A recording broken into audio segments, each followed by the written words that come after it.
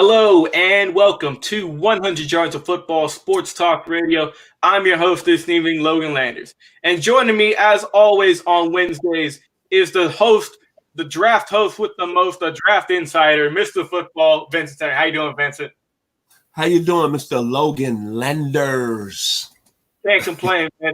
Another great Wednesday talking some football with you, buddy. And we got a very special guy today. We're talking about NFL draft prospect Penei Sewell. Now, I'm going to say that one more time for all the fans out there listening who might not know how to say that first name, Penei Sewell. We might not know how to say it right now, but we'll see the impact he's got in the NFL, and we'll learn how to say it sooner rather than later, I think. But, hey, be sure if you guys are watching us right now on Facebook, YouTube, Twitch, we are live right now, as we always are when we do these videos. Thank you guys so much for watching. Be sure to like, comment, share, and subscribe. Also, be sure to check us out over on our podcast over at Spotify or Apple. Thank you to the Believe Podcast Network for hooking us up and helping us out so much over there. They've done a fantastic job since we've been working with them over the past few months. Nothing but great things. Also, be sure to check out our Instagram as well, where we have clips of every single episode you guys can check out. And you can look at some of our other stuff as well. So, hey, Vince, we always like to bring it over here on Wednesdays, man. We bring the heat. Why don't you tell the fans at home what you think about Penei Sewell and how he's going to do in the NFL? Yes, sir. Seems like you got a little problem back there with your puppy. Look like like your puppy is. You want to talk a little football there? Yeah. But yes, sir. Yes, sir. When you talk about this young man here, Mr. Sewell, is that a lot of the National Football League, you look at players in the past that come into the league and you can say greatness. Like when Jim Brown probably first stepped in the league back in the 50s, you knew he was going to be great. Eric Dickerson stepping in, he was going to be great. Peyton Manning, you know he was going to be great. So many great players that came through this National Football League, and it's made my dreams come true because I love the game so much and watching them perform. But this young man here, I love everything about him. I see greatness. Let me start with this. When you're talking about a person that's coming in playing left tackle, he fits the mold, 6'6", 325. Let me start there. Another form of greatness. When you're playing a left tackle, you got to have pass protection, quickness, explosion, strength, ideal size, dominant at the point of attack, mental attitude to play the position, and football IQ. Mr. Sewell gets an A+ for all those. Plus, he played at a great school at Oregon that's had some phenomenal football players. Let me start with Norman Brockland back in the day, Dan Fouts, Ahmad Rashad, the great Mel Renfro. So he comes from an area over there in Oregon that they all will be about greatness and working hard. But the most important thing I like about him is he won the Outland Trophy last year as a sophomore at 19 years old. 19 years old, won the Outland Trophy. He didn't play this year, he opted out, which was a smart move. Another thing in his sophomore season in 2019, he graded out at a 95.8. A 95.8 overall as an offensive lineman. That is crazy. And then most of all, check out this. In 2019, he didn't give a sack up. And in his career playing at Oregon, he had no career penalties. So when I look at this young man and I look at him at the left tackle position coming into the NFL, I understand why people out there saying he's the best offensive tackle that's came into the league in the last 20 years. And when I look at him, I just think about it, that position at the left tackle. I look at greatness, and I look at all the great players that's played at that position. Anthony Munoz, Walter Jones, Jonathan Ogden, my God, Orlando Pace, Tony Bazzelli, Art Shell. This young man has all the skills, Logan, to really be a special player, and it can be a Hall of Fame player. And the thing about it, Logan, that's so most impressive, he's only 20 years old. He just turned 20 in October. So there's a lot of football in front of him. And that even got you excited. This is a very special football player coming from the University of Oregon. And all you have to do, I'm going to leave you with this about him, my final words. You want to know how good he is? Go back to the 2019 game film, opening game against Auburn, and see how he played against that Auburn defensive front that had Mr. Derrick Brown, who was 7 overall in the 2020 NFL draft, and Mr. Marlon Davidson that went in the second round against the Atlanta Falcons. I don't have to say no more. I think you're going to impress in what you see in this young man. This young man has a chance to be in that level of those players I just mentioned. He is that special. I'm going to go back to the checkbox list again with his skills. Pass protection off the charts. Explosion as off left tackle off the charts. Strength off the charts. Athletic ability off the charts. Ideal size 6'6", 325 off the charts. Mental attitude off the charts. Football IQ off the charts. And here's a Samoan. And that Samoan race, we know how they operate. They believe in hard work, man. Yep. And that's why they produce real good football players. And Mr. Sewell is going to be one of those players when he step in the National Football League. He's going to be that guy. Yeah, you definitely see some of those guys that are kind of once in a generation type of talents. And you brought up a lot of legends right there, Vince, that Penei Sewell is going to be compared to. And like you said, what really gets to me is just how young he is. He's just turned in his 20s. He's young, and he's about to get drafted in a top position in the NFL to help produce immediately. And Vince, as we always do on Wednesdays, I got my 3 teams who I think Mr. Penei Sewell will go to. Give me your thoughts on them. All right, so the first team I got is the Cincinnati Bengals. Number 2, I have the Atlanta Falcons. And the third team I have is the Philadelphia Eagles. What's your thoughts on those teams, and which one of those teams do you think he'd best end up with? Well, I'm going to start with the Cincinnati Bengals. We know last year the number 1 overall pick in the 2020 NFL draft got hurt and tore his ACL. And when I looked at the Cincinnati Bengals last year, Joe Burrow was hit a lot. Quentin Span is not the answer, and Bobby Hart is not the answer. Now, they got a pretty good player over there in Jonah Williams. You're looking at this young man, putting him there, moving him to the left tackle spot, moving Mr. Williams to the right tackle spot, because you got to understand this to the Cincinnati nation out there. Joe Burrow is your franchise, so you got to be able to protect him.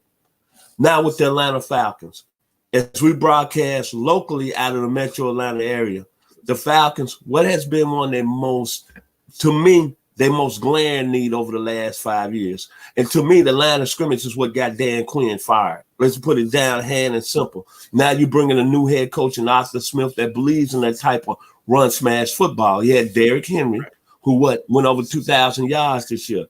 To me, this would be the perfect fit for the Atlanta Falcons. Perfect team because you got Matt Ryan.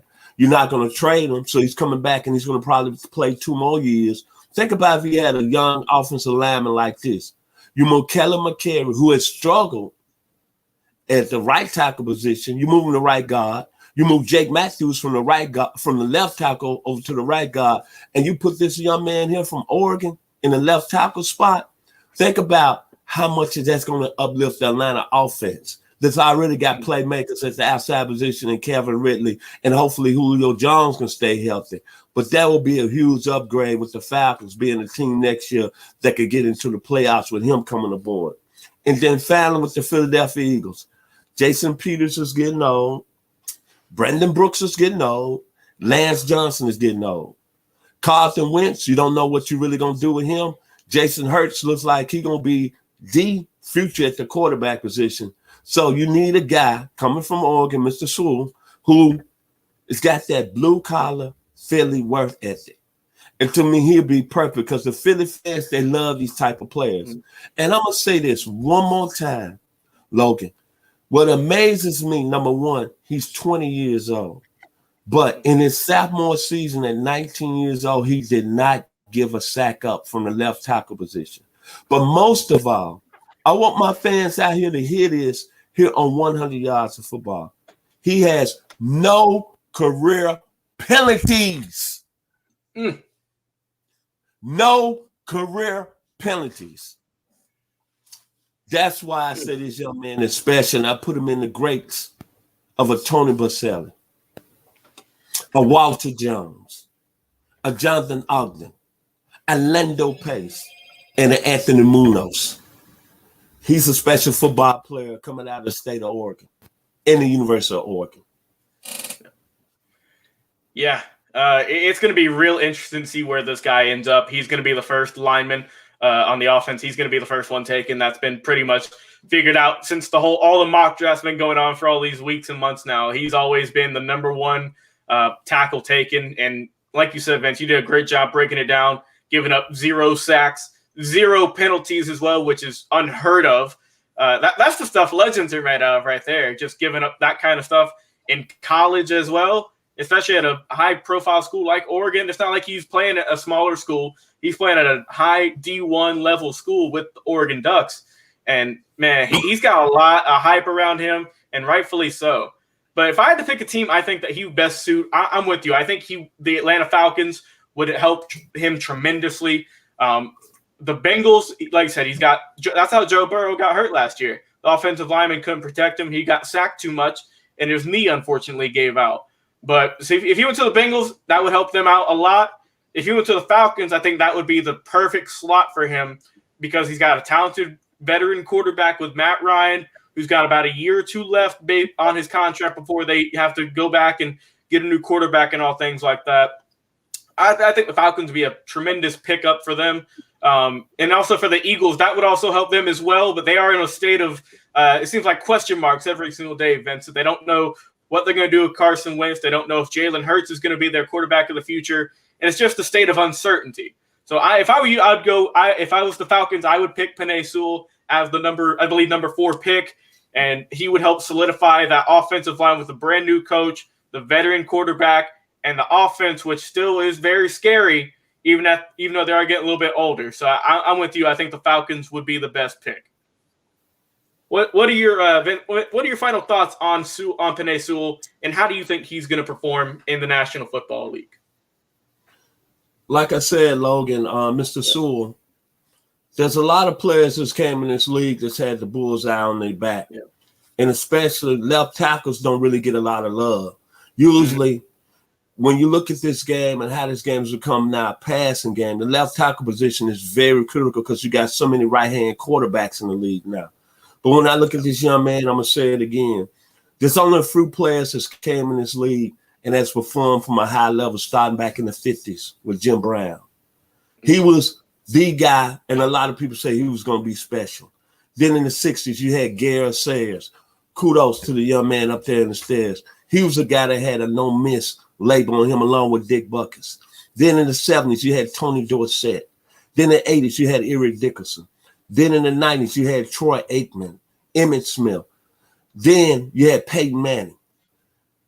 This young man at the left tackle position, I will be very surprised he doesn't come in and be a special football player. A guy that can play 10 to 12 years in the league, all pro, 7, 8 times. And when it's all said and done, he has an NFL Hall of Fame career. He is that special. And I'm going to tell you what separates him from a lot of players. He's 20 years old. In 2019, he won the Atlan Trophy. The youngest to win that award is the best offensive lineman in the country. But what sets me apart and lets me know that this young man is all about football and all about his business, think about this, Logan. He didn't give up a sack last year. And to play along the offensive line, you got to know what you're doing in there. Because once that ball is snapped, everything is fast. Yep. He had no career penalties in his career at Oregon. No career penalties. That's saying something. This young man, to me, has a no-miss label. He's not going to be a Tony Manich. I can guarantee you that. He's the only offensive lineman that I've seen in my years following the draft that a lot of people really got seriously hyped on. But this young man here, he's going to be special. And whatever any team selects him, they're going to be getting a very, very special football player. Yeah, and all of us here at 100 Yards Football hope that Penei Sewell goes on to have a Hall of Fame career in the NFL. All signs are pointing to it. All the check boxes, they're all ticked off. Pass rush, he can do it. He can block for the run. He can, like I said, no penalties, which is absolutely outstanding. Youngest player to win that award in college, like you brought up, Vince. He looks like a star already. and we just got to see how he's going to do and where he's going to land up on draft day. I'm looking forward to it. And I know all of us here on our team are looking forward to see how he does as well. Well, hey, guys, thank you guys so much for watching us live on Facebook, on YouTube, as well as on Twitch. Also, be sure if you enjoyed listening to us in your car, at work, be sure to check us out over on Spotify. Type in 100 Yards of Football, and you'll see our logo right there at the 50-yard line. And if you don't really like Spotify too much, you can always also go over to Apple Podcast and check us out as well. Be sure to look at all of our previous draft prospect videos we've done this year, as well as in previous years, and see how we did with our predictions. Also, be sure to check out some of our great Legends interviews, some of our older game previews, and all the other great things we have over there on our podcast. Well, hey, for my amazing host with the most, Vincent Turner, Mr. Football, thank you so much for bringing it hard and heavy every single Wednesday. And I'm your host, Logan Landers. And we'll be talking to you guys very shortly. See ya.